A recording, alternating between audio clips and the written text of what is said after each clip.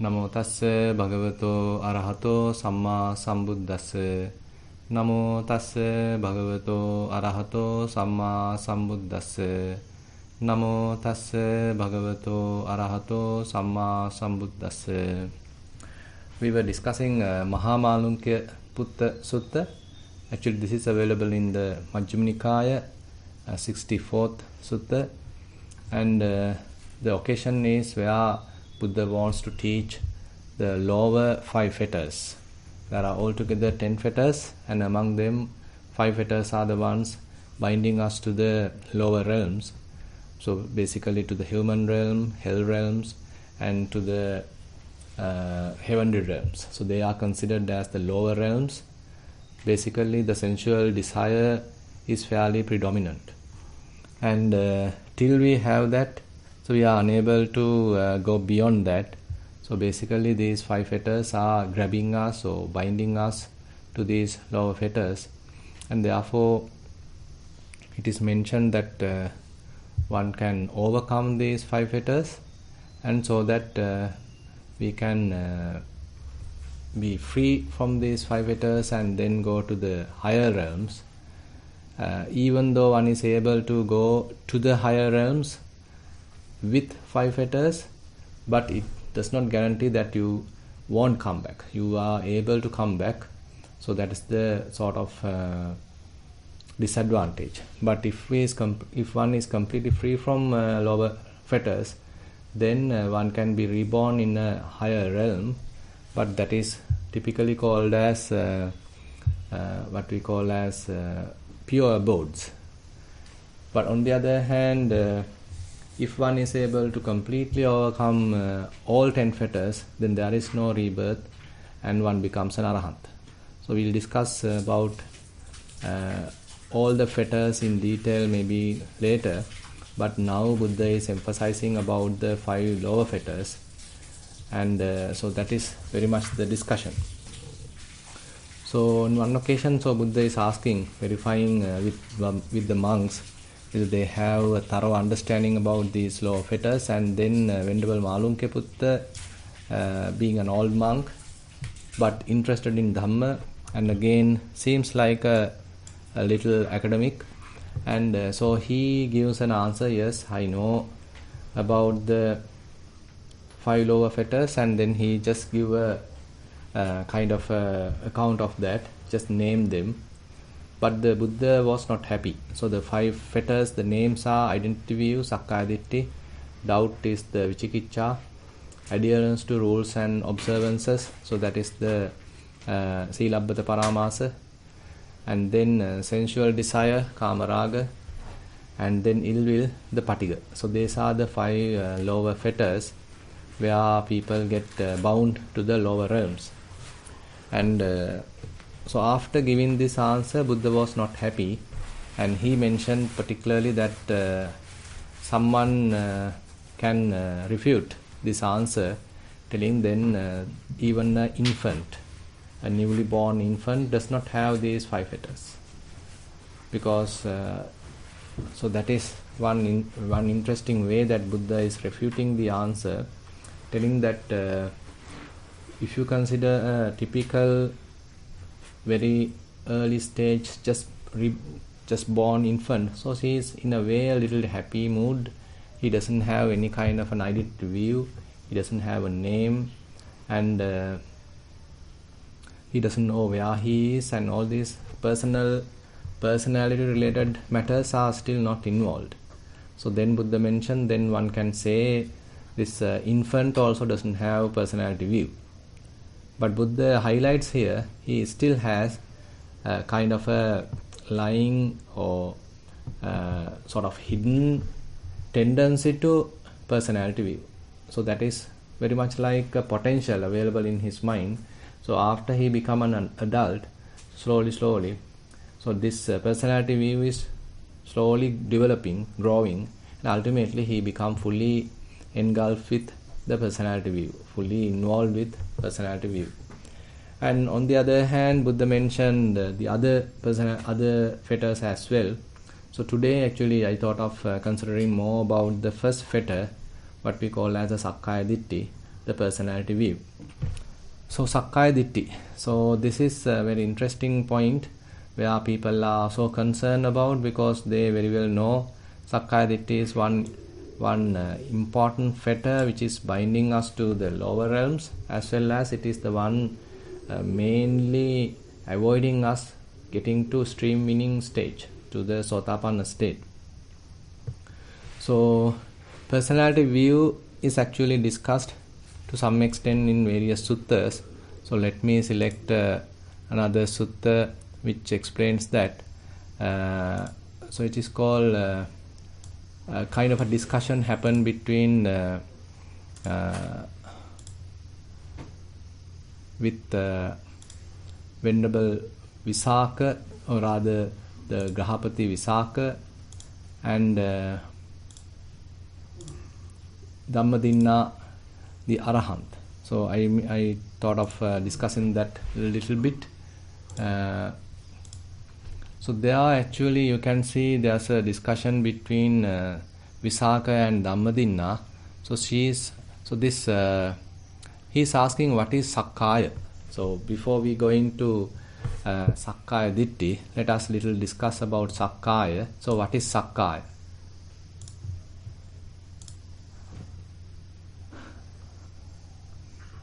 Sakkaya. So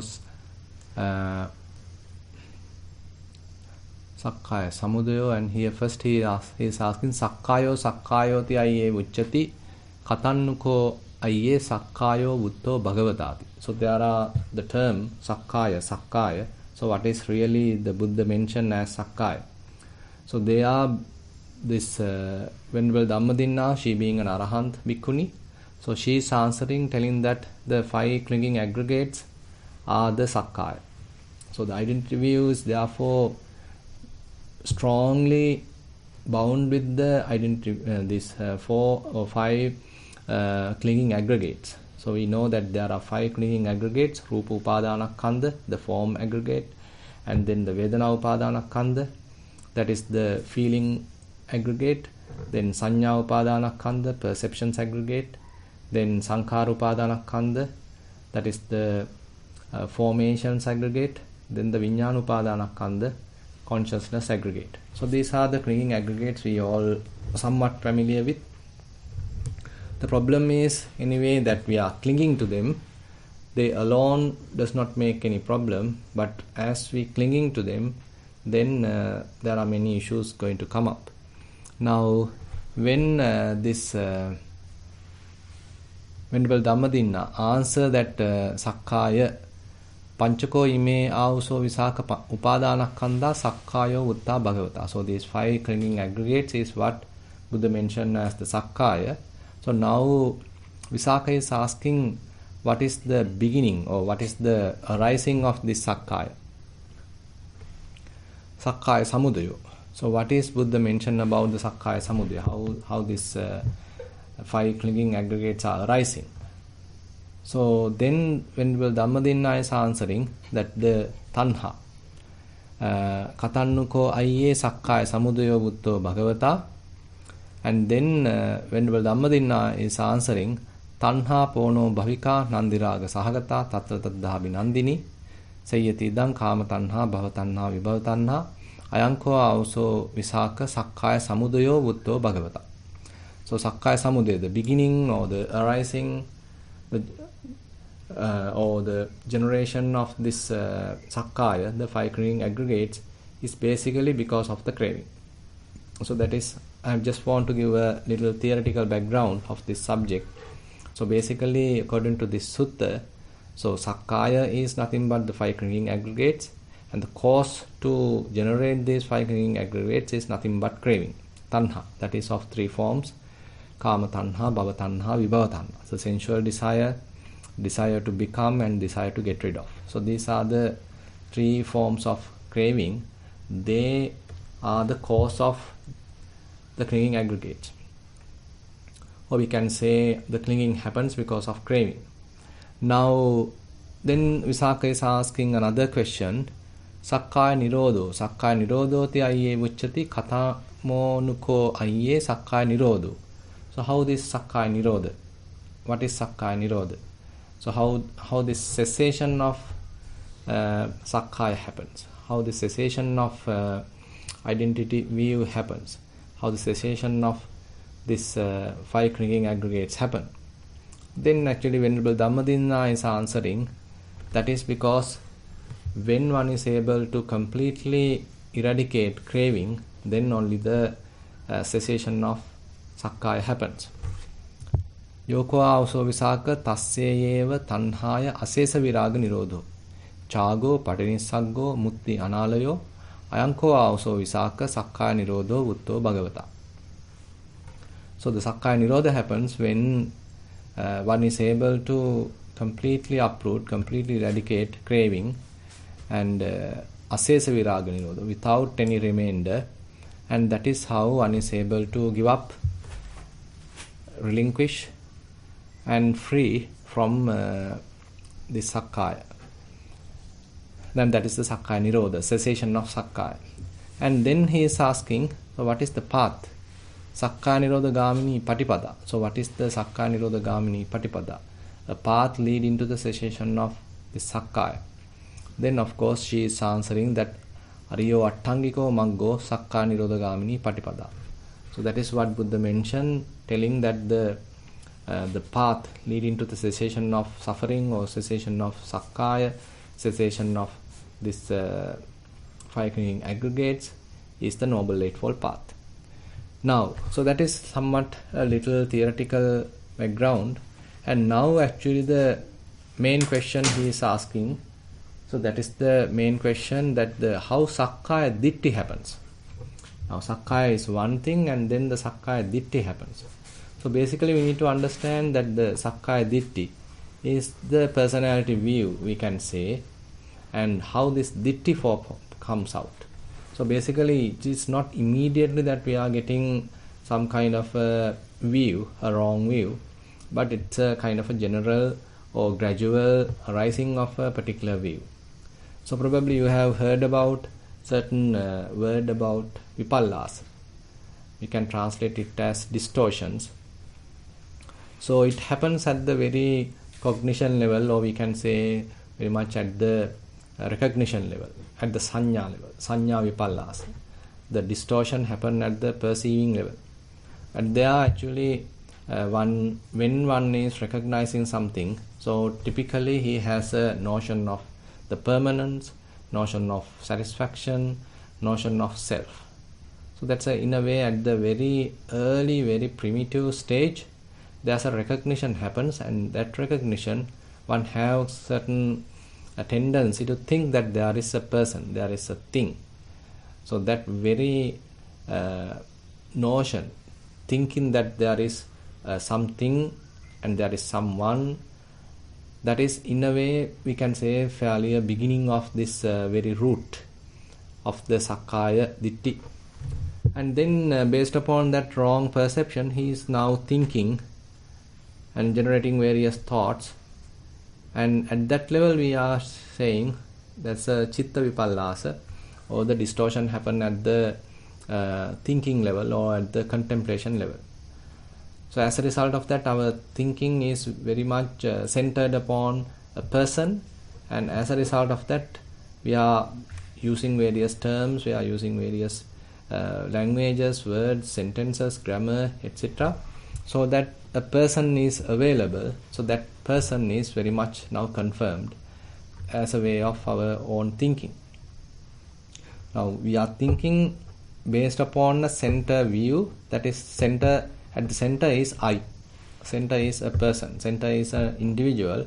So based upon that now we are thinking, various thoughts are being generated. So now that level we call as the chitta vipallasa, or we can say it is the distortion happens at the thinking level, distortion happens at the contemplation level. Now after contemplation, after thinking a fair amount of time, now one comes to a conclusion. So that is where the ditti vipallasa happens, distortion at the view level. So it is a fairly a thorough stage, fairly a confirmed stage, where now it is quite difficult to come back. Now it is very difficult to change that wrong view. So that is how we can say the Ditti Vipallasa happens. So distortion at the Ditti level, at the view level.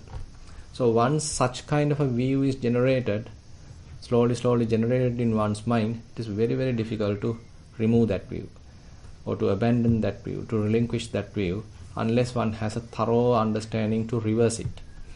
Now, so that is how the typically any kind of a wrong view can happen. So it seems like it is fairly applicable here as well. Now, Buddha mentioned how so this in this Chula Vedalla Sutta, when Visakha is asking from Venerable Dhammadinna how the Sakkaya Ditti happens, so now Venerable Dhammadinna is answering to Visakha how the Sakkaya Ditti happens based upon the 5 clinging aggregates. Now we know now the 5 clinging aggregates are the Sakkaya, and the Sakkaya Ditti happens by looking at the 5 clinging aggregates in wrong way. Now there are 20 wrong ways. For each, we can say for each, aggregate, there is a wrong way of looking at it. Katampana iye sakkaya ditti hoti idauso visaka asutava putujjano ariyanang adassavi ariya dhamma sakovido. So let me take the English translation as well. Chula Vedalla.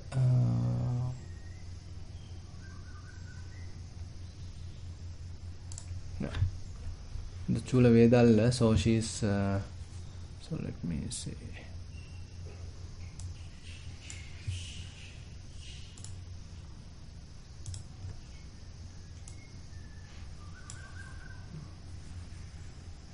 So this is the translation. Identity view. How does identity view comes to be? Dear friend, is an untaught ordinary person who has no regard for noble ones and is unskilled and undisciplined in their dhamma, who has no regard for the men in and is unskilled and undisciplined in their dhamma, regards material form as self, or self as possessed of material form, or material form as in self, or self as in material form. So these are the 4 ways for each and every aggregate. Now what it says, Ariyanang adassavi ariya dhammasa akovido. So basically he is an untaught person. So he has no idea about what's going on. He basically has fairly established on the wrong view that there's a person, I am a person, I am an individual. So I-centered thinking has thoroughly established. So he was thinking a lot, and now there's a person and he wants to confirm that availability of that person. He's an individual. So the whole language system, whole the society, everywhere, the whole political or social environment is very much generated or very much supporting this personality view. So everyone is giving a fair support to confirm that there is a person. So you may have a passport, you may have an identity card, you may have a driving license. So likewise, everywhere you are very much like make a kind of a person. So the society is confirming that. The language is confirming that. Whenever you are writing, your writing is confirming that. When you are talking, the I-centered talking is confirming the availability of a person. Now, so for such person, he is constantly thinking that there is a person, I am an individual, and that is how he is continuously thinking. And for him, so whenever we consider the form aggregate, so how he look at it?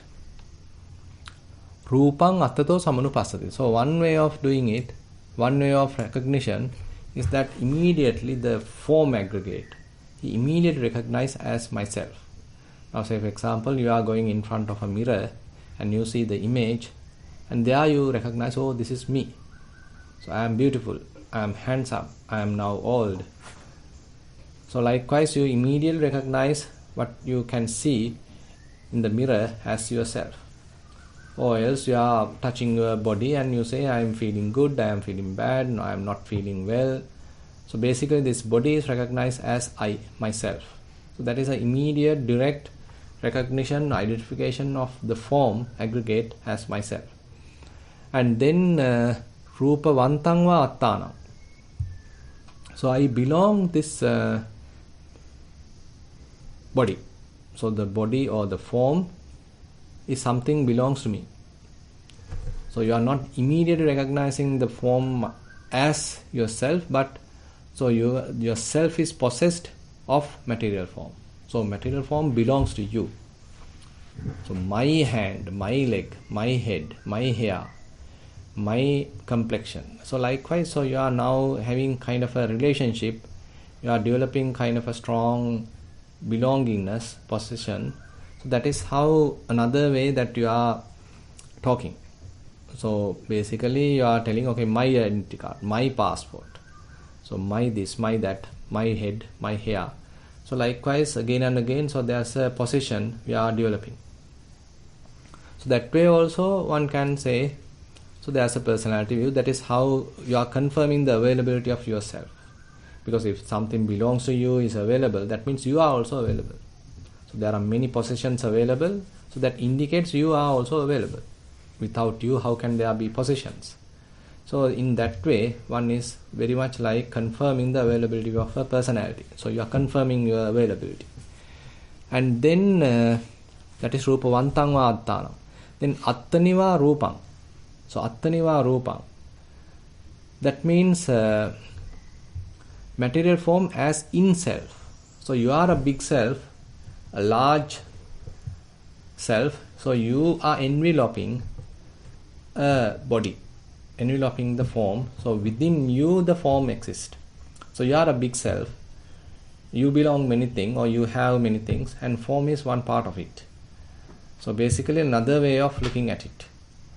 So you can have different ways how you are relating to the self, actually here to the form aggregate as yourself.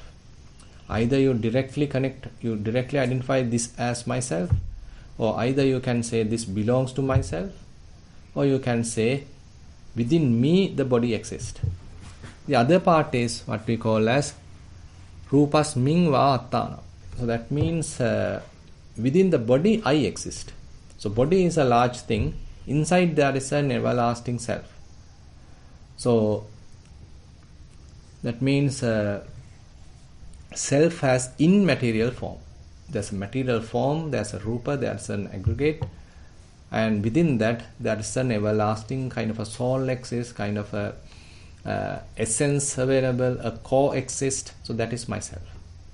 So this is how typically with respect to form we get entangled or tangled with the identity view. So when we have any of these kind of relationship, then we are trying to confirm the availability of a self. Again and again we do this relationship, again and again we look at the mirror, for example, again and again we look at the photos, example. That confirms the personality view.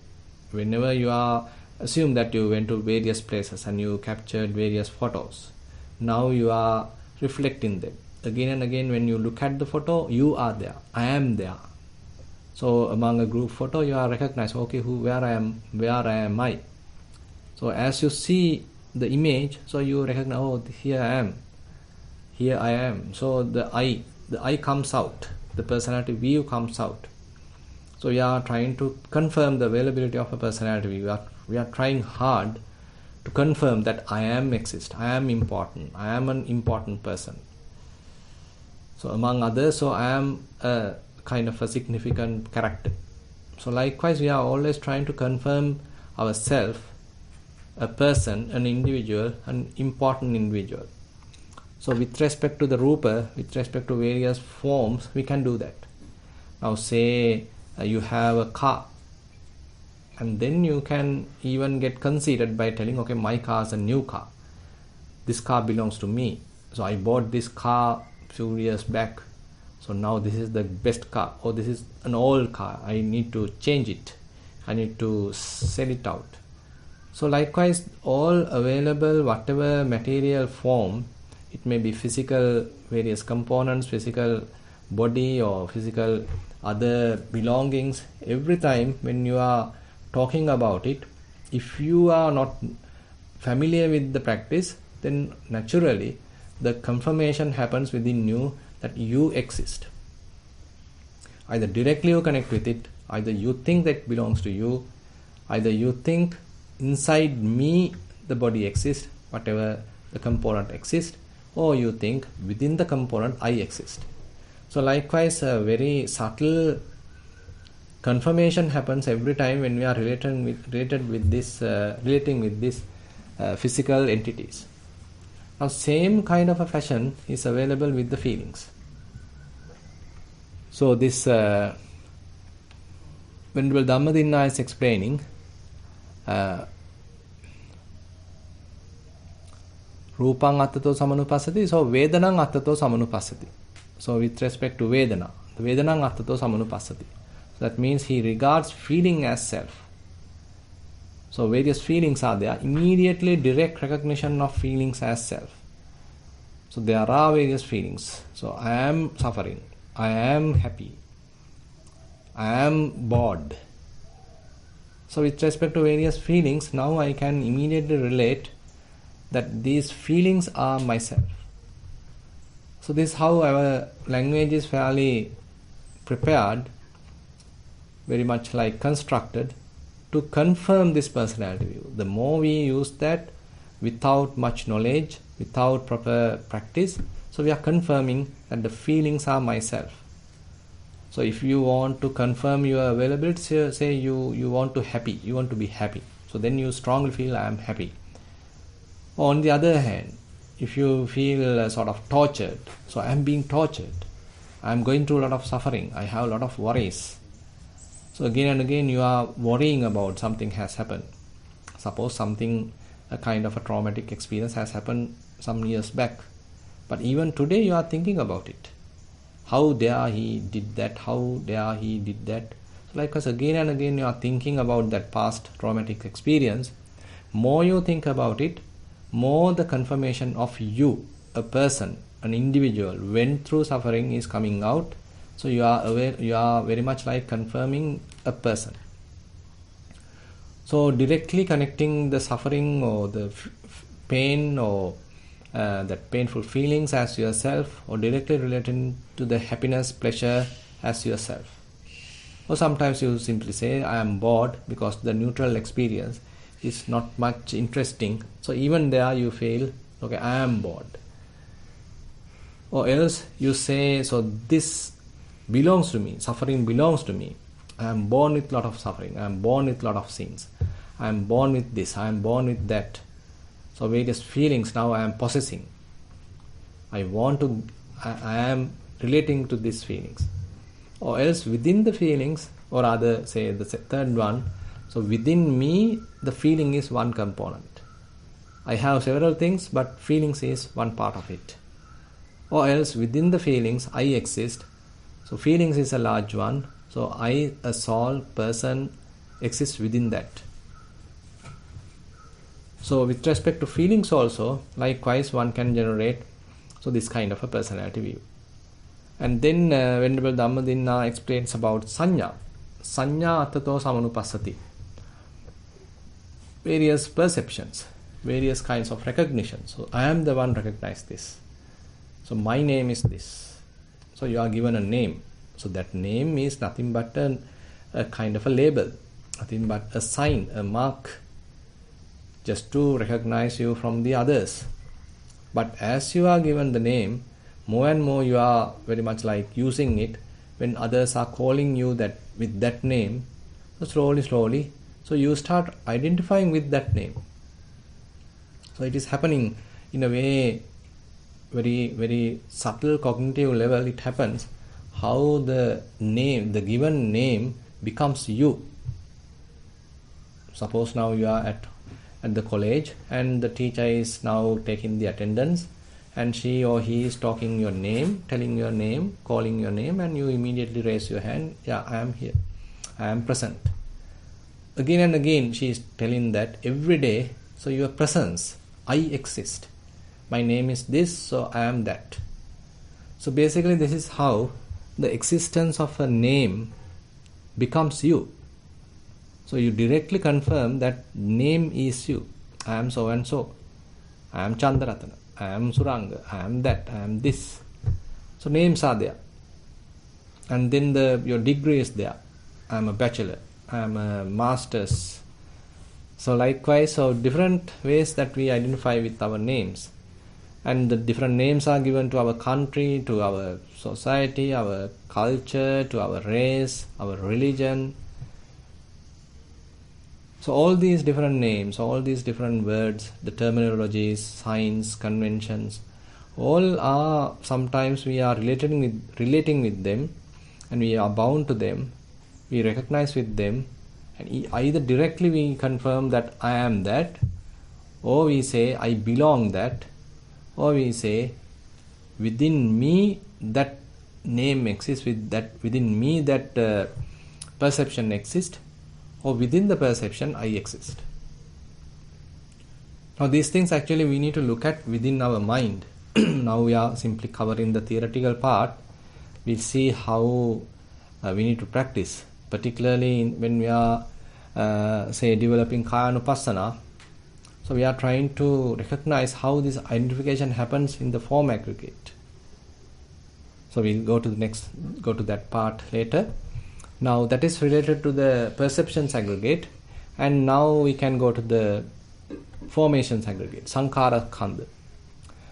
Sankharang attato samanupassati. So that means various formations, say your thoughts, your imaginations, your creations, your work, your words, your speech, your talk, your writings, your poem, your song. So everything is there where you are telling, okay, this is, I am the one talking this, I am the one preaching now. Say for example, you are a singer and now your song is being broadcast in the radio or in the TV. If you are looking at it, oh, this I am singing. You can see how beautiful I am singing. So likewise, so whenever you are doing such kind of an action, so slowly, so that confirmation happens. So various your skills being recognized as you, all your action being recognized as you, say all your speech recognized as you, and all your past activities, past good deeds or past bad deeds, everything recognized as you. I am the one who did this. I am the one going to do this. So this is my responsibility. I should do this. You can't interfere me. This is my job. So I should do this. So this is my responsibility. So likewise, we are taking all the intentional work as myself. So it belongs to me. So assume that you did something good. Later time, the memories come to your mind, how you did that. So more and more you think about it, okay, you are confirming, though I am the one doing it. I am the one who have done that properly. So I am the one done that properly. So you all failed, but I succeeded. I did that. So you have to applaud me. So I am the one done that properly. So likewise, all actions, either bodily actions, either verbal actions, speech, or either mental actions, whatever you thought, so this is my good idea. So I got a good idea. So even assume that you are participating in a meeting. So various people have their own different opinions. Now how are you presenting your opinion? So at that time maybe someone else might have a bright opinion. But our personality view may prevent us to even accept that, but we want to confirm our opinion. So this is my opinion, you all have to accept that. So I am the boss. So this is how we operate. So typically we have our own ideas. So my idea is the brilliant idea. So you all have to accept that. Either you, even though you have a brilliant idea, I am not ready to accept that, but you need to accept my brilliant idea. So this is how the idea, the thoughts we have, the views we have, that we are using to recognize as a person. So with those ideas, now you can say, so this is my idea. So I am the one who proposed this proposal. So this proposal is the best proposal. So you all have implemented that. Now as you see how we are successful. Suppose that you have given a good proposal to your company, and so the company has implemented that. Suppose you all succeeded. Now you can be happy, you can be proud, telling that, so you see, so this is my proposal, you implemented that, now we all are successful. So this is my proposal. So whatever the action, whatever your creation, you can relate it with yourself. So the self exists. So you are confirming the availability of a self. So likewise, either to the thoughts, either to the speech, either to the bodily actions, so you can have a personality view. And on the other hand, say you are a kind of a lustful character, for example. You have a lust, time to time, lust arise in you. So it might even bother you. So you may even regret about it. So I have a lot of lust. I have a lot of lust. So lust is now belonging to you. So you have such kind of a bondage with lust, and you think it belongs to you, and I am a lustful character. So I is now coming as an individual. So I am a lustful character. I am an angry character. I am an anger character.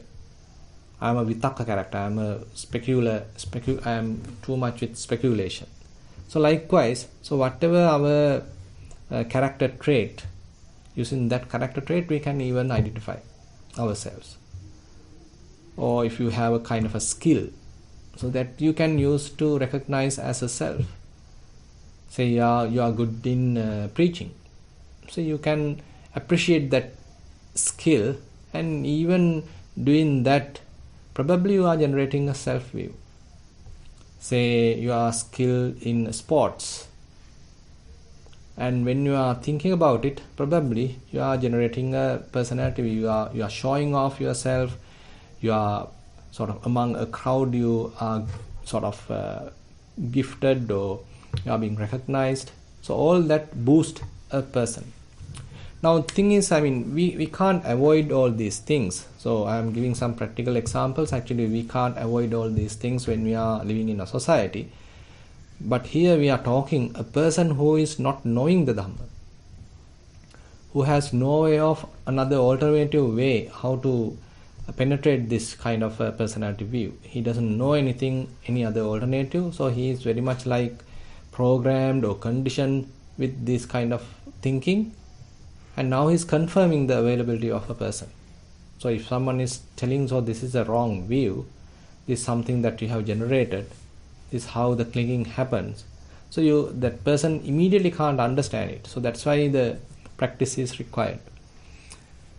Now with respect to Vijnana, the consciousness aggregate, again the same thing is there. So whenever you are looking at something, so I am the one seeing it, I am the one hearing it, I am the one talking, say I am the one smelling it, I am the one tasting it, I am the one going through some sensation, tactile sensation, I am the one thinking. So all the actions with respect to the faculties, eye, ear, nose, tongue, body and the mind, now with respect to those faculties, now you can generate a person. I see, I hear, I smell, I taste, I touch, and I cognize, I think. So every time our whole language system is very much this I-centered grammar is there. So this is how everything is generated. So I-centered. So I am the first. What's that? In the grammar, what's that? I comes as the first order, right? What's that? I, me, mine. No. I, you, he. I, you, he. I is the first person. Oh, okay. I is the first person. You are the second person. Yes. He is the third person. I believe so. That sounds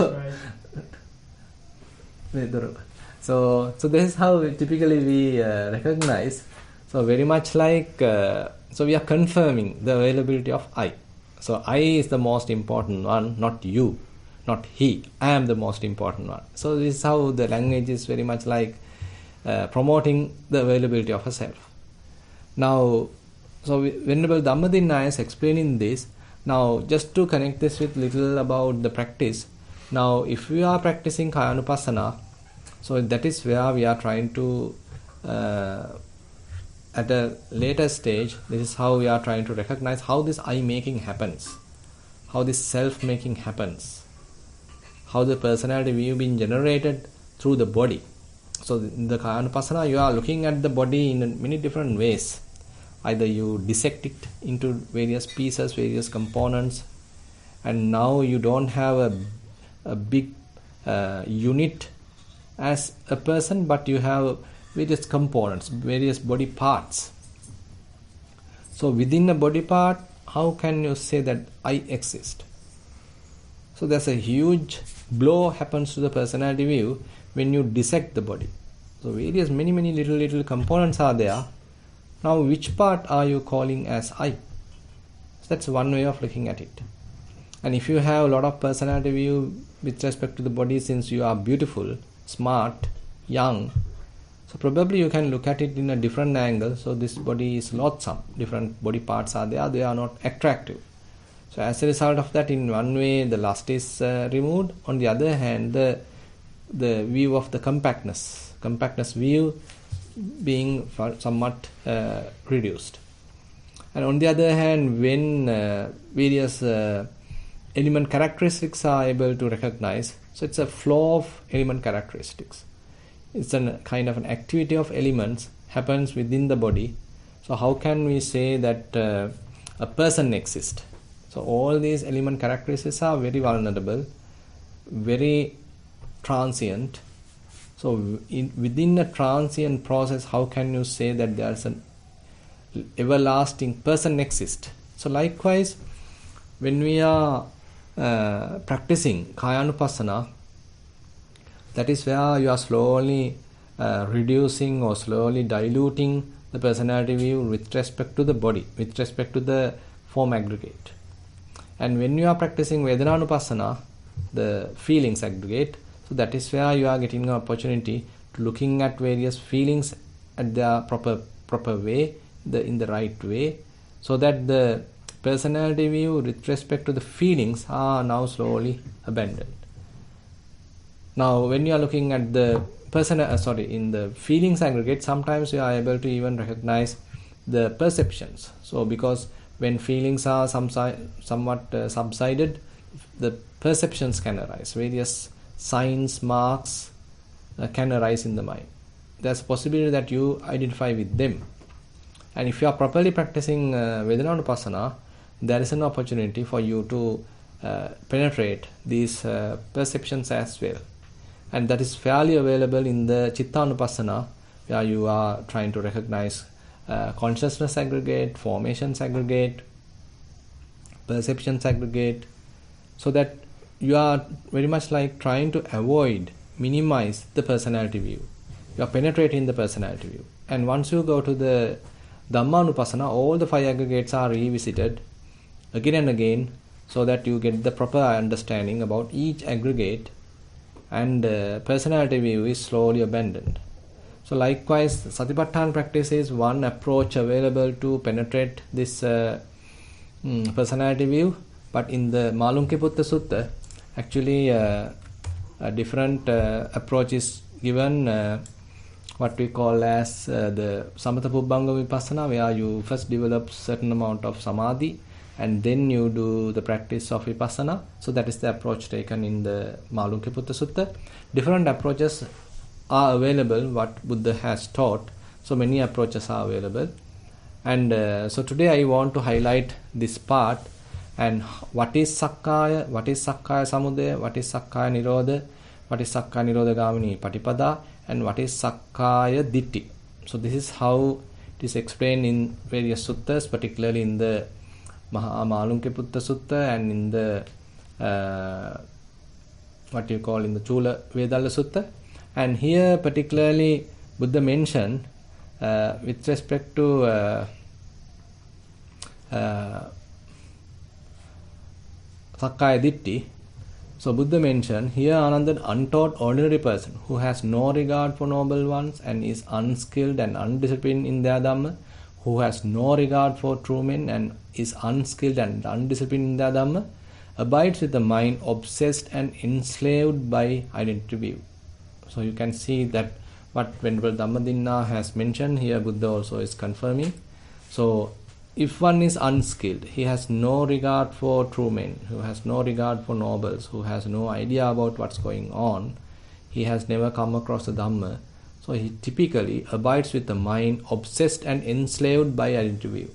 So he's already a person, he's already an individual, he wants to confirm the availability, the validity of that person. And he does not understand as it actually is the escape from the arisen identity view. And he don't have any other alternative. He constantly trying to confirm his personality, a personal view, identity, and he don't know escape from it. And when that identity view has become habitual and is uneradicated in him, it is a lower fetter. Now again and again he is thinking, now it has become a kind of a habit, and ultimately it confirms as a trait, kind of a personality trait, or kind of a trait, a character within the person. Now it's very difficult to remove it. So this is how the personality view being generated, and ultimately we being tangled with it.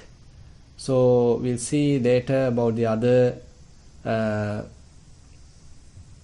lower fetters as well. There are 4 more to talk. So with that, I like to conclude today's Sutta teaching session. Now I like to open the session for questions. Thank you, Bhante. Sadhu, sadhu, sadhu. So if there are any questions, feel free to raise your hand, or you can send them via the chat. Okay, we have a question from our side. Wonderful. Excuse me, Bhante. Yeah. Yes, I was wondering, it seems as though that if I were to eradicate identity view, that all the other 5 fetters would also be eradicated as well. If I just focused on identity view? No. I mean, actually we can't say that we only need to focus on identity view, but it is fairly the predominant one. And other fetters are fairly connected with that. So when I am confirming personality view, so then the other fetters are also very much like I am confirming. Other fetters are also slowly developing, because the personality view is very much a stronger one, and so as I am confirming that, as I am again and again tangled with it, so other fetters are also fairly confirmed.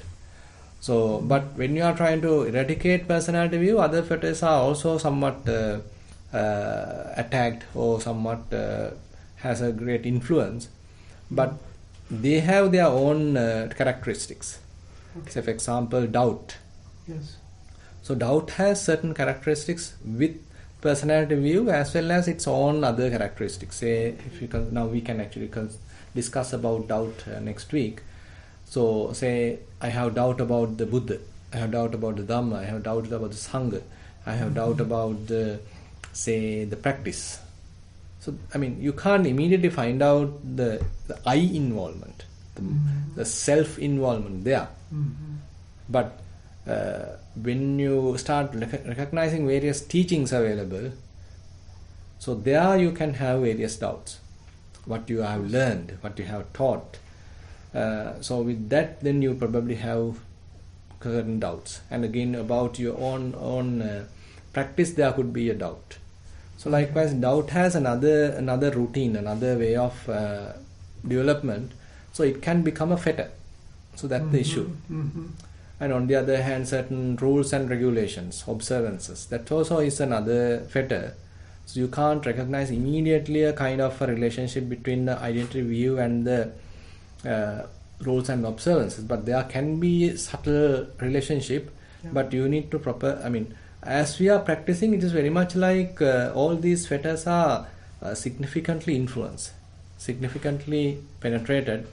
It is, there is no a separate path to overcome doubt, or separate path to overcome rules and regulations, observances. But as you practice, say for example, Satipatthana, all the fetters are slowly abandoned, all the settles are slowly influenced, diluted as a result of the practice. So that is the beauty of the practice in a way. That is the strength of the practice.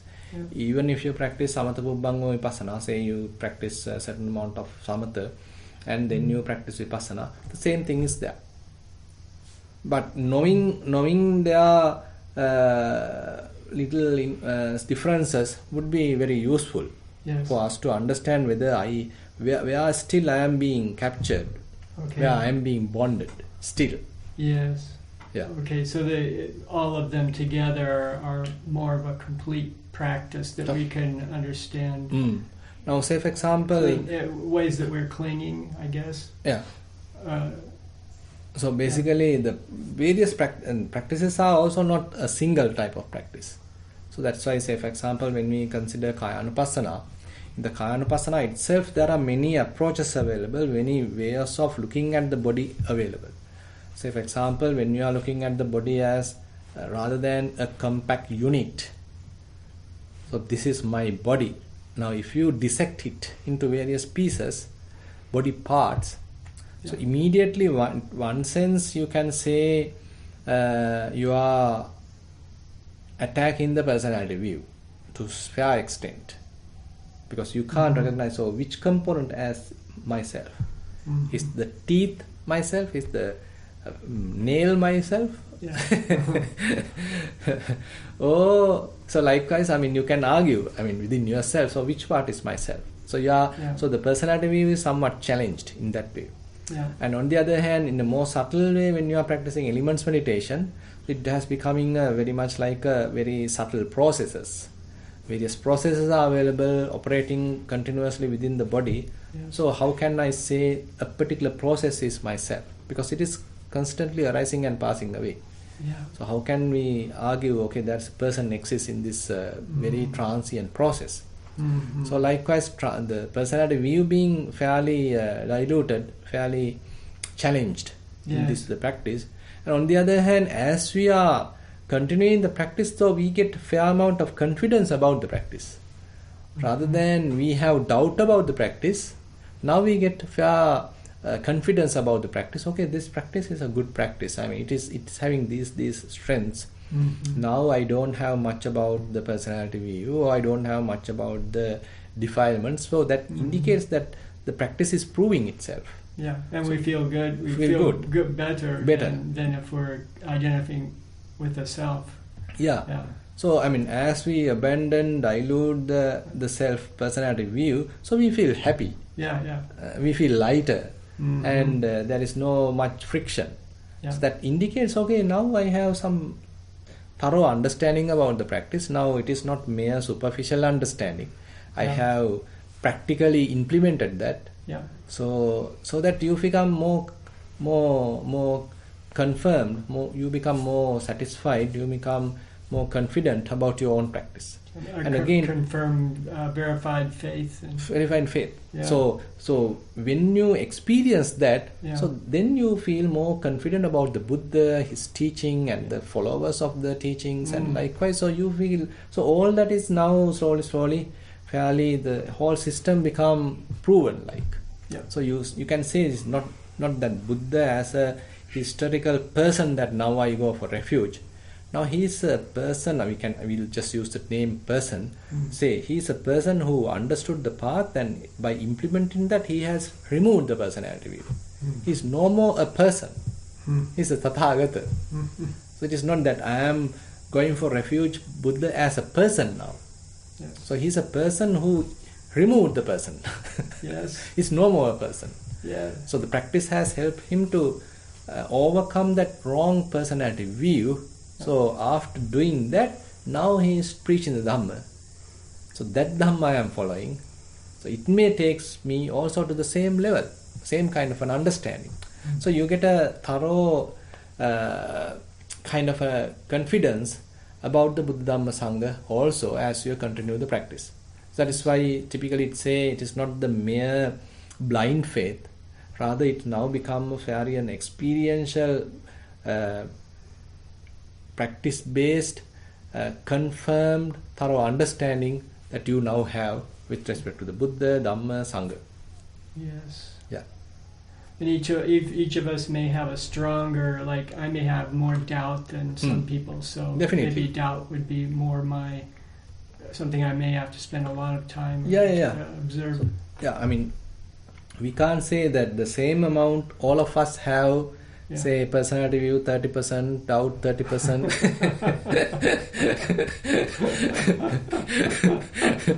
We can't say that all of us have that same amount. Yes. So different. I mean, we may have different amounts. Yes. So we have to listen to ourselves and see if we're viewing it correctly, then maybe we move on to another one. Yeah, like maybe something. I mean, because we have to be on guard on the mind. Yeah. So what is the kind of trait, what is the kind of defilement, or what is the kind of wrong view arising in us? Yeah. So I mean, we have to be on guard. Yes. Always vigilant about what is the mind is now attached to, how it is recognizing it. Say for example, say you are talking to someone, and you are now trying to confirm your opinion. Yeah. So how you are trying to recognize with your opinion? So now you are trying to safeguard the opinion. You want to highlight your opinion more than his opinion. Yeah. So now probably slowly a personality view is coming out. You are now trying to confirm you, then the view even, then the opinion. Yeah. You don't want to. I mean, you feel that his opinion is much better, but now you want to safeguard you as a person. I am more important. I am the boss. Yeah. So likewise, so depending on the situation, depending on the activity that we are involved with, we need to see the possibility of arising the personality view. Yeah. So that thing, I think, I mean, we can't immediately say that I am every day, every time bound to this particular trait or this particular fetter, but within the day, many different fetters are operating within me. So I need to be fully vigilant to check which fetter is now operating, isn't it? So then only I can recognize, what's going on right now. Yeah, at lunchtime it's desire, sensual desire. Exactly. So likewise, so we have to be. We can get a little guess. Okay, at this time maybe this part of fetter may be more prominent, going to be prominent. So I have to be guard on that fellow. Yeah. But on another occasion, this particular fetter could be more prominent. So I can be careful about that particular fetter. Yes. So if we have that kind of precaution in the mind, that's also good. Thank you. Yeah, very interesting. Yeah. Yes. Yeah. Anything that you want to add? Oh, there's a raised hand. Yeah. All right. I'd like to invite Priya for the next question. Bhante, can you hear me? Yes. Yeah. Bhante, I just want to confirm whether I'm doing this right. So for me, most of the defilement or these fetters are arising not during meditation, but throughout the day. Mm-hmm. Definitely. So I don't know why. I don't know. I mean, even I think when I do walking meditation or sitting meditation, most of the time I pay attention to changing how things change, and they are not under my control. But thoughts comes and goes. I can recognize or untangle most of them. But during the day, I get tangled with various thoughts and everything. So then I recognize what's going on, and they are coming and going, rising and passing away. All of them, not only feelings. And moment to moment, when I am mindful, I just see that they are not under my control. Mm-hmm. So I am not doing anything, but they are coming and going. So I even when I go to sleep, I feel body sensations, and at any particular time, I don't think that I have a lot of concentration. It is just a recognition and mindfulness. That's all.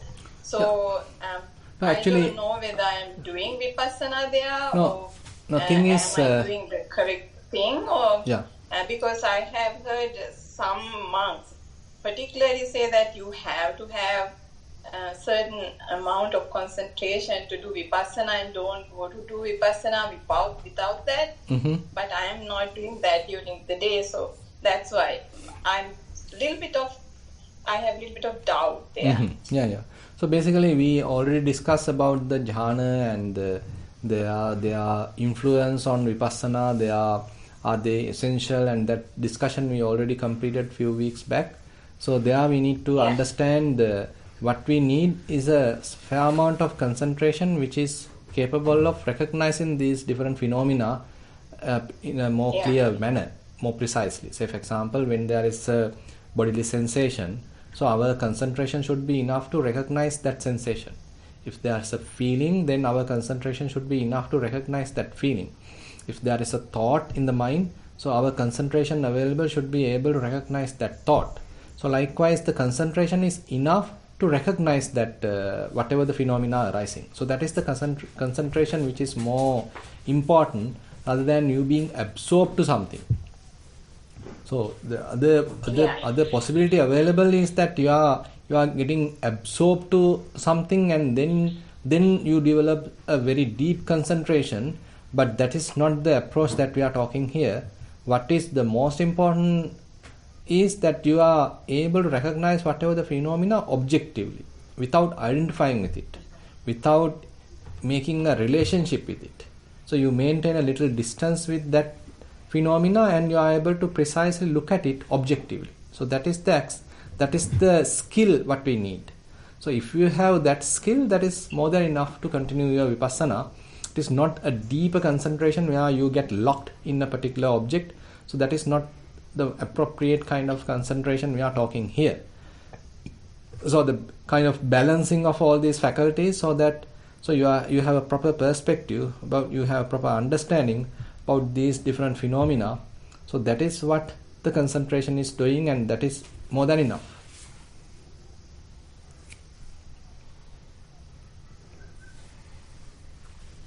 So do you mean like when something arises, I should sit back and watch without get entangled with it? Yeah. Is that what you are referring to? That is enough. There? Yes. Because you can see it clearly. I mean, what Buddha meant by samadhi, samahito yatha bhutam pajanati passati. Sometimes Bhante... So the person with the concentration is capable of looking at things as they truly are.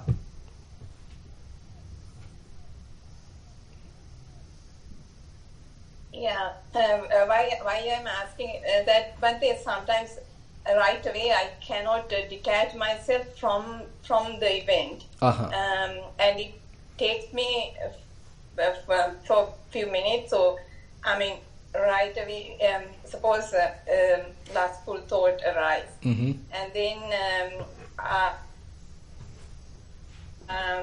am in it, but then it's not very quick. It's not sudden. It's correct. But the important thing is, I can recognize you even after few minutes. Sometimes right away. Sometimes it takes time. But I cannot say that. Sometimes it is successful. Sometimes I'm not. Correct. So that is how it comes and goes several times. Like especially if something related to my children or something. So sometimes it's a struggle, but with the practice, when it happens again and again, I can dilute it. Yeah, definitely. So basically, this is how we are growing. So the success rate slowly have to improve. So then only we can say we are successful in the practice. I mean, we can't immediately be 100% successful. So basically, at the beginning, we don't have enough sharp mindfulness or proper recognition, objectively looking at these things properly. But sometimes we can get tangled, and sometimes we are kind of failed. But later, as we continue the practice, so the success rate becomes higher and higher. So then the thoughts slowly start fading away, getting diluted, getting blurred easily, so that now we are getting more confirmation or more confidence about our practice. So till we come to that range, we may sometimes fail, sometimes be successful. So that is unavoidable. I mean, it's a matter of probably if you feel that you are not yet capable of immediately attacking or confronting these different thoughts, defilements, probably you can stay a little bit more with the Kayanupassana or Vedananupassana, so that our faculties are further sharpened. But within the Chittanupassana itself, there's a fair possibility that you are sharpening your faculties. The reason why I am doing that, Bhante, because I get anxious about things pretty easily. So if I wait until I do a Kayanupassana, sitting meditation or walking, I cannot tackle it because when it arrives, I have to tackle it. Correct, definitely. And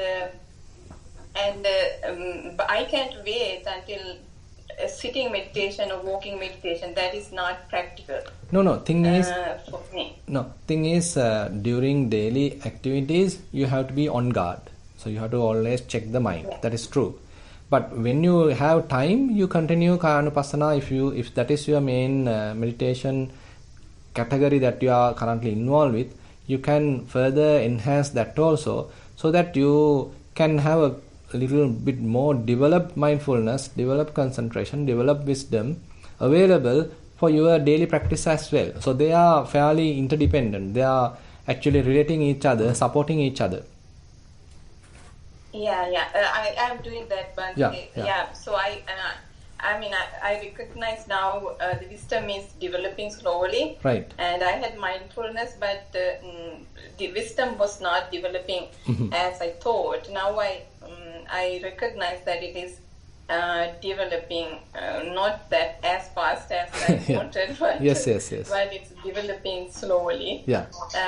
That's why, sometimes, when I hear from other people and other monks, and that's why I get some doubt. That's why I ask this question. No problem. Whether I am doing it correctly, and then I cannot. So I don't do the disintegration of body or those things. The one that works for me is the one that I watch, and then I realize that none of these phenomena are not under my control. It means anatta, right? Yes. Yeah. No problem. So that is the one that worked for me. That's right. So different people have different approaches. So whatever good for you, whatever is more working for you, is you can continue. No problem in that. So either sometimes people recognize, okay, things are impermanent, so that becomes their most prominent insight. For some others, they consider everything is suffering, unsatisfactory, so that becomes their most important insight. And for some others, as you said, so they understand the callless or essenceless, hollow kind of a thing, and then that becomes their non-self related insight. So that's all right. Okay. Yeah. Thank you very much, Bhante. Yeah. Okay. Much, Navi. Yeah. Okay, thank you. I'd like to invite Radhika for the next question.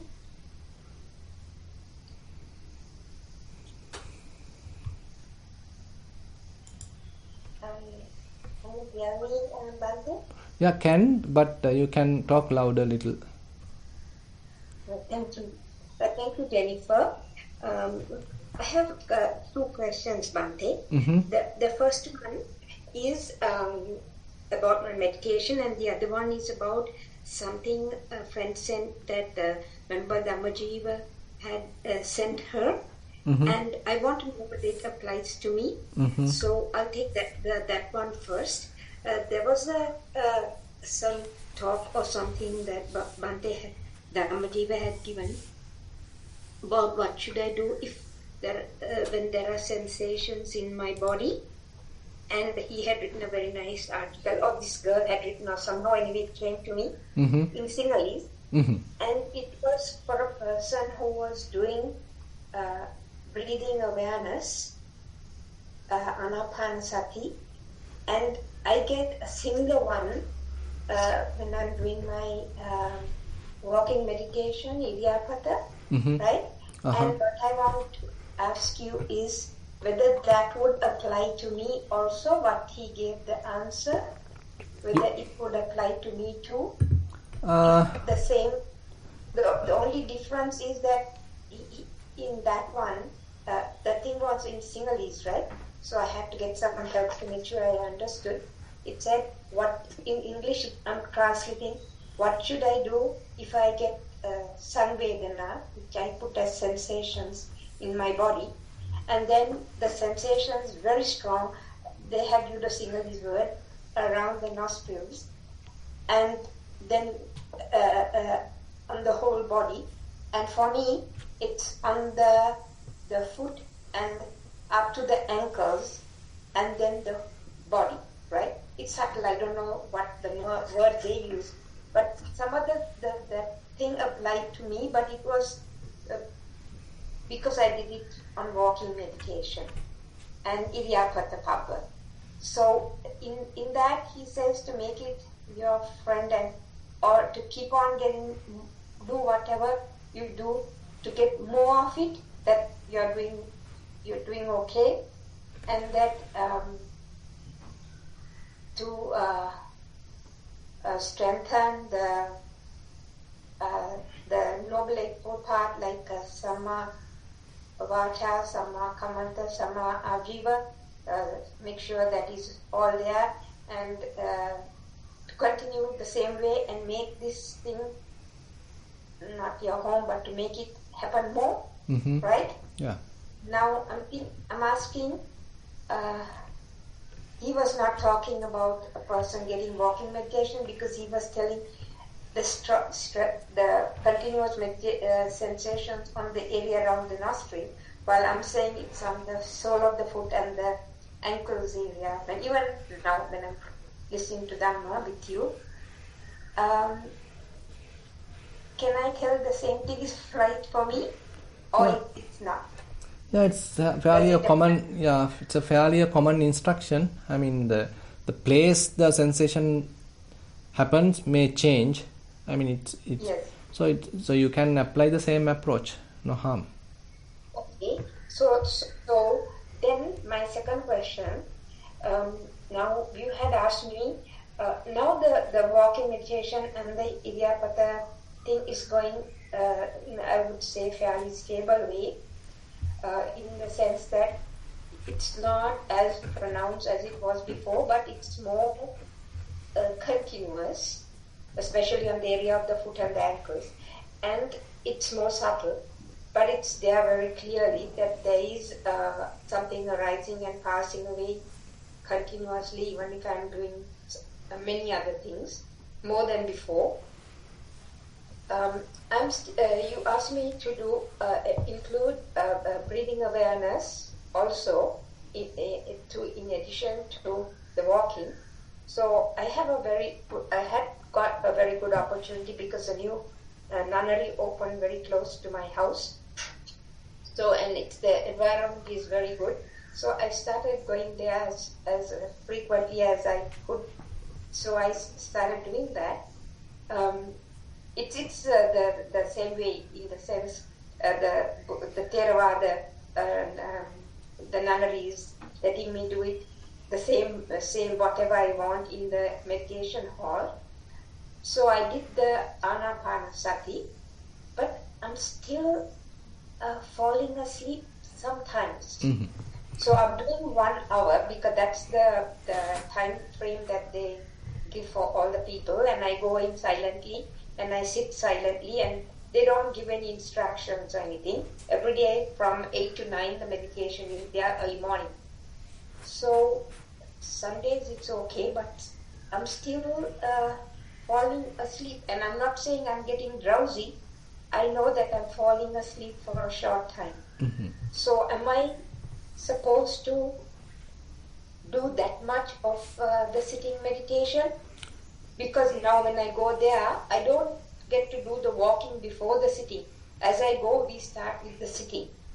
That's why you need to first practice some walking before you go there, and while going there also you can practice walking, because if you are not yet prepared for sitting, then there's a higher possibility you can get into a sleepy mode, and walking will give you a very good answer to further sharpen your mindfulness, because the more you have sharp mindfulness, that means you are fairly awakened.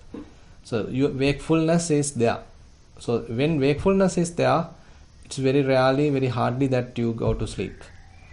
So there's a significant answer available, a very, very valuable answer available in the walking practice. So you can sharpen further about wakefulness through walking, and with that developed sharp mindfulness, you can go for the sitting. Right. Thank you so much, Bhante. The little problem is that I have to drive there, so that it will be about there will be a little bit of a gap, but that's okay. Yeah. I mean, even if I don't drive, my Sarat can take me, but that doesn't matter. But I should do 1 hour before I go, right? Because what is happening is I'm not having time to do the 1 hour before I go. Normally I do early morning the walking meditation, but because I have to get ready and have breakfast and everything and be there on time, I do it after. So I'm doing the sitting and then doing the walking after. But I should be doing it the other way somehow, right? You can try to go a little early. Okay. Go a little early to the nunnery and do it there. Walking there. Is that what you're saying? Yes. Well, okay, that is maybe a possibility. They may not open the gates, but I will try that and see. Thank you very much. Okay. Okay. You can. Alright, thank you. I'd like to invite Mahisha for the next question. Thank you, Jennifer. Namaste, Bhante. Yeah. This is kind of not a question, but I thought I will share my meditation experience right now.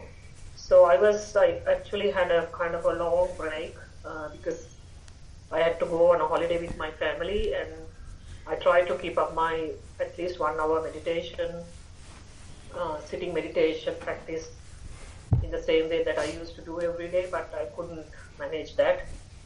So then I thought, no, I'm not going to press myself so much. And then I thought I will, whenever I get a time, sitting in a car or walking somewhere, I will keep on doing mindfulness, even for a short while. So I kept doing that.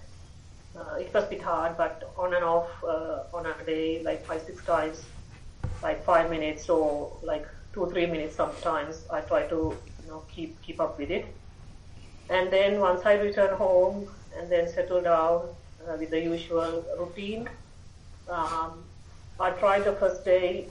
I felt like I wake up to do the meditation, but I couldn't get up because my mind didn't let me do it. So I was so lazy. So I thought, okay, stay whatever way you like. So it took like 2-3 days for me to get back to my routine and then start meditation. So I was a bit kind of like frustrated, thinking, okay, this is how you're so got lazy, even though you try to keep up with everything. And then anyway, I motivated myself, and then I thought, okay, this is what we call the virya is needed, so the effort. And then so I started the first day. I felt like the mind was going all around, about the holiday or about the work I have to do in the future, things like that. but I let the mind to, hang around in the way that it likes and come back to me. So it keeps going, coming back, going on stories, running around, coming back, again going like that. 1 hour went, and then 2-3 days after, actually it settled, and then I could concentrate properly. And so a couple of times actually I went to sleep as well. So I knew the problem. So because I had instructions got from you and Bhante Gammajiva about how to manage that. So I managed to manage it. And now I'm back on track, I think, after like 2 weeks. So the current situation is that when I sit, I don't take much effort to do the breathing exercise. I just stay and watch the breath, and then straight away go to the sensations. So I go with the sensations and then quickly get on to nothingness, and then I can stay, and then the mind stays, and then sometimes it's hovering around with something that happened yesterday, or come up with some thoughts. Okay, you have to do after this, right after this one. So like future planning. So I let the mind to do it. It come back, and then going around again, coming back. So it's the whole hour goes on like that. Quite watching what's this mind doing to me. And then once I finish, also I get out of my routine work. I'm not having much responsibilities now. I enjoy that. So I'm looking at the mind. So it's a kind of like the whole day I'm looking, okay, what this guy doing? Going here, going there, and picking on things and coming back and reporting me, or you're bad or you're good. So like that's the thing. Even my mind is now assessing my mind like that. I feel like it's saying, oh, you went around a trip and you're coming back. You look at other people's gossip. You pick other people's things and then coming back to me. So like that, mind itself blaming mind, something like that. So I watch that as well, and it keeps like that. So I just want to tell you, I wouldn't say that it's kind of like, I don't feel like it's like any improvement, but I'm back to like my previous situation where before I went on the holiday, that was how I was like maintaining myself. So I get back to that, and I just want to report you and get some further guidance if there's any. Thank you, Bhante. Yeah, so I think this is quite normal since after some time of little distraction, now we are back to normal or back to the typical practice.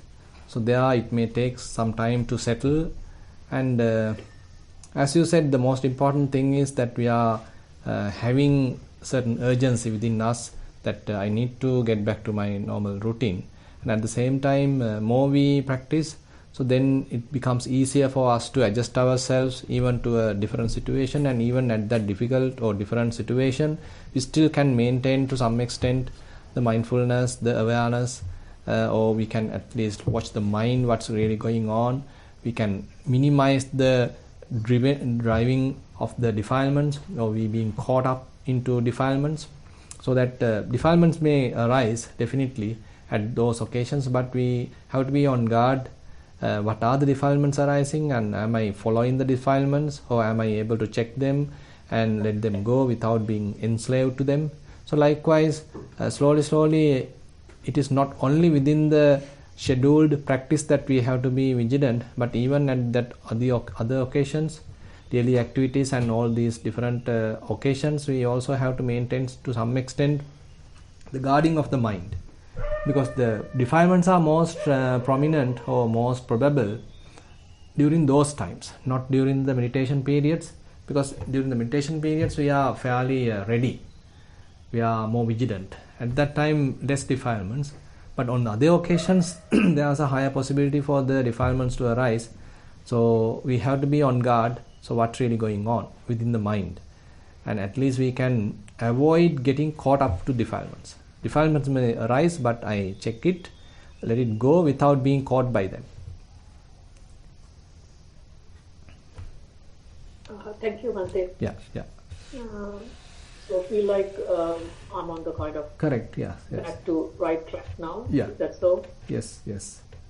Okay, thank you. Okay. And one another silly thing that got into my mind just now. I watch when I'm watching my mind, especially when I go to the shops. I used to have this sometimes back, but it was, I would say like it was faded away for some time.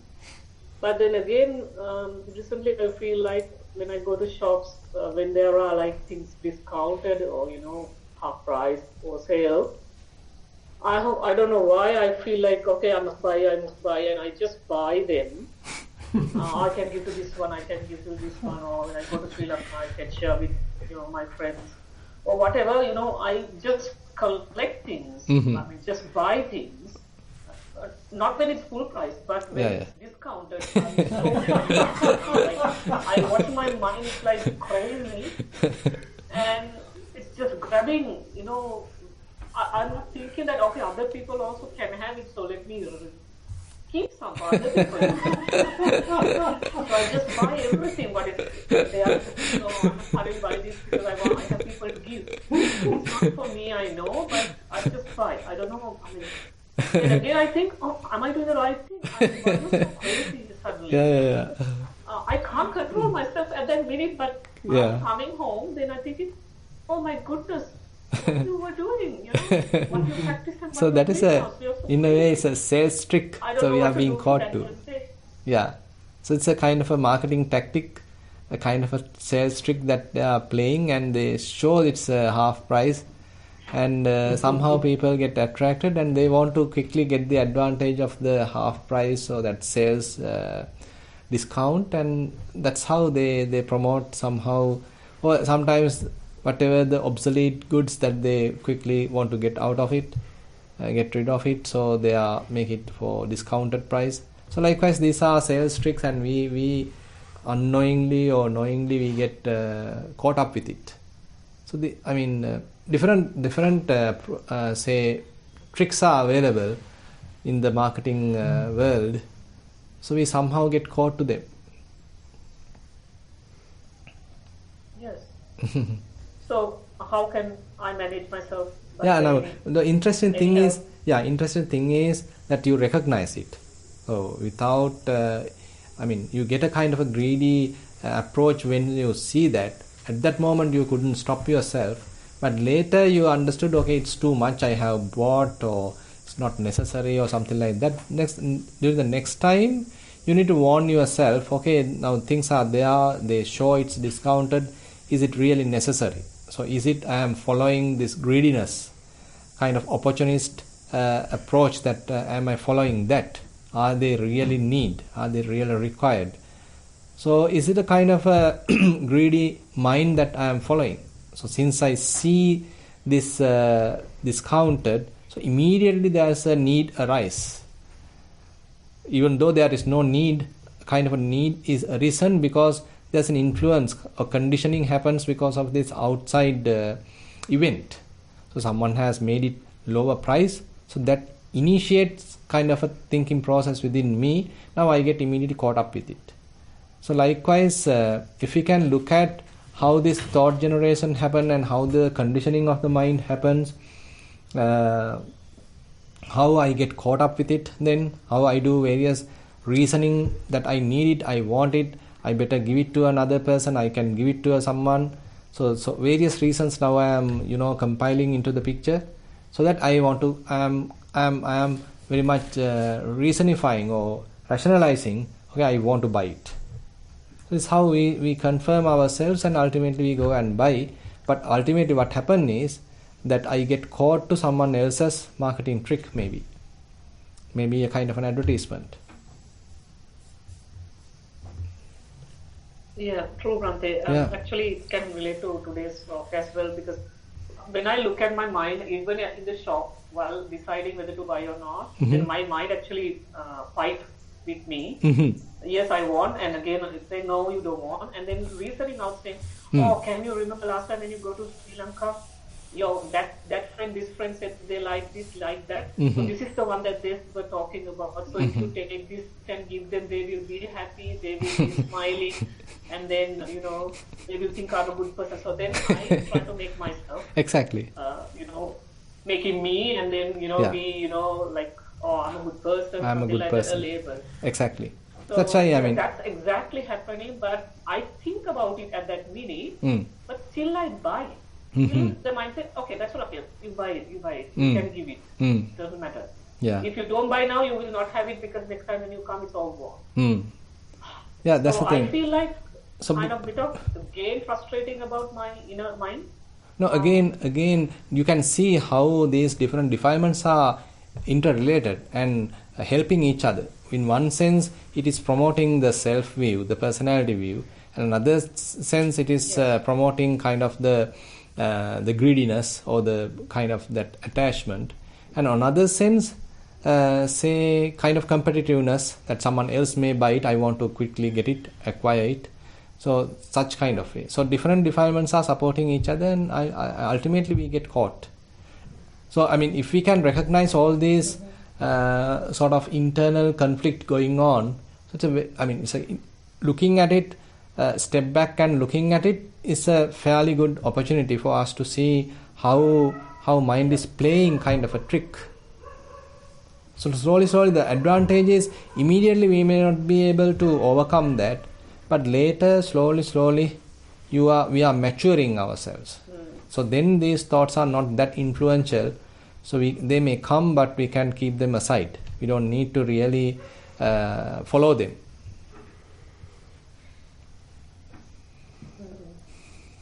Yeah, I'll try to do that. I'll try to keep watching. Yeah. Every day. So you can buy something for me when I'm coming. I'm going to come to Sri Lanka soon. I will see you again. Hoping to. Okay. Thank you, Bhante. Yeah, welcome. Alright, thank you. I'd like to invite Darshika for the next question. Bhante, can you hear me? Yes. I want to ask a small question. My question is, Bhante, can you please explain the relationship between Anidasthana consciousness, that's Vijnana, and the subconscious mind? No, typically there is no, in the Buddhist terminology, there is nothing called subconscious mind. It is coming from the Western psychology. But in the Buddhist point of view, what we are talking is the typical, say, defiled mind and, say, undefiled mind, we can say, and then a consciousness, kind of an entangled or tangled, established consciousness, conditioned consciousness. And another level is where the mind is completely free and the consciousness is not established. So it doesn't represent anything. It's very much like transparent. So that is where the Anidassana Vijnana and the unestablished consciousness, the Appatittita Vijnana, are fairly explained. So the subconsciousness is something coming from the Western psychology, where, say, kind of very deeper ego and all that, whatever id and all that, according to that Western psychology they are talking, and then there's a subconscious level and then the conscious level, and that different kind of categorizations are there, different terminologies are there. So we can't immediately relate that with the Buddhist terminology. My question is, my problem is, Bhante, now when you're in the empty stage, sometimes the mind keeps telling, oh, you're right, or like giving me advice. So I just ignore that as a normal routine, that I'm watching for other things. I don't take it, but sometimes it's a nuisance. So I was wondering if I could get some advice how to get rid of that. You just still ignore and let it pass like the other pain and all that, or just if I have listened to a talk, or you say come and say that's Viveka Nissitam, Viraga Nissitam, that's good, you're doing it right, or like Yeah, what can you do for that? Yeah, I mean, if you are listening, it's like an anusaya keles or? No, the thing is, if you are listening to a Dhamma sermon and you are very much like you can understand that and you can relate that to your own practice, so that is a good thing. So you feel confident, that you feel confirmed that my practice is doing well. But on the other hand, it doesn't mean that you are now continuously thinking. Rather, you do a little short contemplation and you confirm your practice, you relate with your practice, and then you again calm down yourself. So always we have to have a kind of a warning within us that I need to calm down, I need to minimize proliferation, because otherwise I keep thinking about various things. So if it only happens at times, like now recently it has been coming, not always. Correct. You need to say, is it good coming and agreeing that your method is right and going, or it shouldn't come? We can't say it shouldn't come. It can come. We can't say that it shouldn't come. So if there is a proper, say, assume that you are practicing, and again there's a very good Dhamma sermon, and it is quite natural that you get really in line with the Dhamma sermon and you feel happy about the Dhamma sermon, you get very well connected to the Dhamma sermon, and you really appreciate the Dhamma sermon. It can happen. So it is one of the prominent quality Buddha described. So that is possible, that is all right. But the important thing is after that don't take it for a long time. More and more thinking. It's so just that comes and agrees. Or that's fine. That's all right. You should have that's all right. Okay. So that means it's like the wisdom to say that I'm on the right path. And it's okay agreeing with that or no problem. But not thinking of that. Yeah, that's right. So you listened and you agree, and it fairly have a good alignment with your own practice, and now you are happy about it. You feel happy that Yeah, that's quite natural. That's okay. Yes. Okay.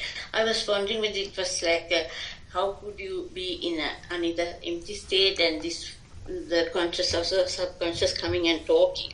So that's why I want to find a little bit of a short thinking can happen. So it is not proliferation. It is very much like just mere few thoughts. It can comments. You're right, or you that's what you listen to. Yes. He agrees or disagrees. Yes, correct.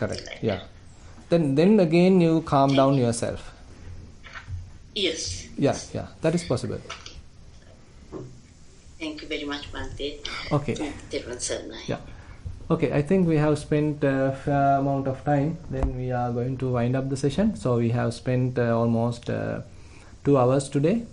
So we'll pass the merits what we have accrued to all the participants, to all the celestial beings, to all the past relatives, and whoever in need of merits. And we wish these merits help us also to attain path fruition, Nibbana. We will recite the traditional verses. Ittavata hehi sambatang punya sampadang sabbe deva anumodantu sabba sampatti siddhya. Ittavata hehi sambatang punya sampadang sabbe bhuta anumodantu sabba sampatti siddhya. Ittavata hehi sambatang punya sampadang sabbe satta anumodantu sabba sampatti siddhya. Akasattha ca bummatta deva naga mahiddika punyantang anumoditva cirang rakkantu sasanang. Akasattha ca bummatta deva naga mahiddika punyantang anumoditva cirang rakkantu desanang. Akasattha ca bummatta deva naga mahiddika punyantang anumoditva cirang rakkantu mamparang. Idang vo ñātīnaṁ hotu sukita huntu ñātayo. Idang vo ñātīnaṁ hotu sukita huntu ñātayo. Idang vo ñātīnaṁ hotu sukita huntu ñātayo. Imina punya kammena māme bāla samāgamo. Satang samāgamo hotu yāva nibbāna pattiyā. ඉමිනා පුඤ්ඤ කම්මේන මාමේ බාල සමාගමෝ සතං සමාගමෝ හෝතු යාව නිබ්බානපත්තියා ඉමිනා පුඤ්ඤ කම්මේන මාමේ බාල සමාගමෝ සතං සමාගමෝ හෝතු යාව නිබ්බානපත්තියා සාදු සාදු සාදු